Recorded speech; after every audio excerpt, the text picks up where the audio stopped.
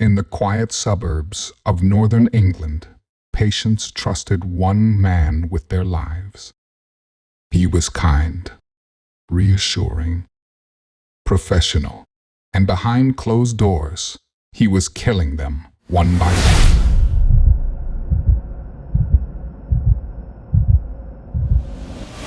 Harold Shipman wasn't just a doctor. He was Britain's most prolific serial killer. For over 20 years, he murdered the people who trusted him the most, using his medical license as both a weapon and a shield. Tonight, we uncover the twisted story of a man who used medicine to mask murder and how he got away with it for decades.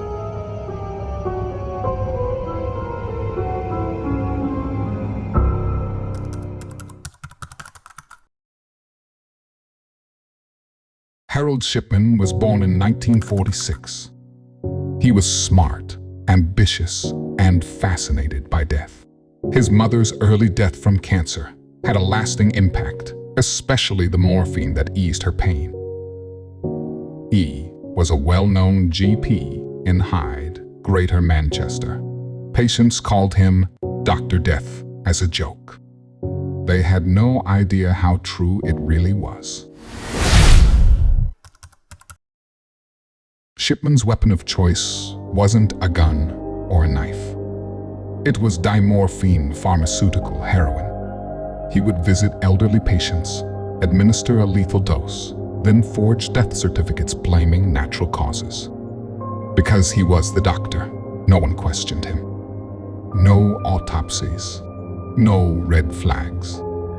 Just quiet funerals, over and over. In 1998, Shipman killed 81-year-old Kathleen Grundy, a healthy former mayor. Her daughter, a solicitor, knew something wasn't right.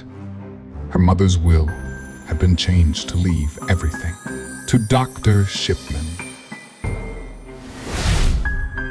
Police finally launched an investigation.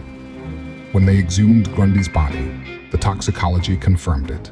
Lethal levels of dimorphine. Shipman was arrested and charged with 15 murders. Harold Frederick Shipman was found guilty of killing 15 of his patients, making this apparently unremarkable 54-year-old GP the country's most prolific serial killer for at least 100 years.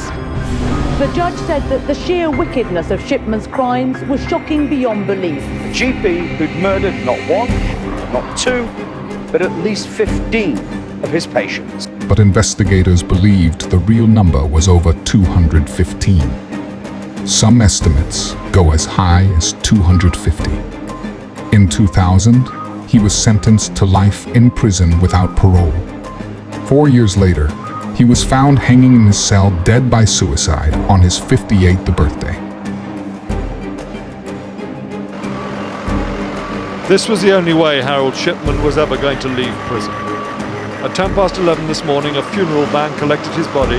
He'd hanged himself using his bed sheets. He wasn't on suicide watch. His motive? Possibly power, control, or maybe he just enjoyed playing God. The Shipman case shook the UK's medical and legal systems. New safeguards were introduced: stricter death certification, better oversight of doctors, and more scrutiny in elderly deaths. But for many families, it came too late. Their loved ones were already gone, betrayed by the very person sworn to protect them. Harold Shipman didn't look like a monster. He wore a lab coat. He smiled. He made house calls.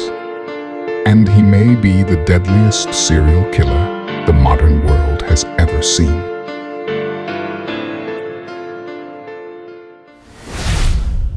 If you found this case disturbing, and you should consider subscribing for more deep dives into the world's most shocking true crime cases.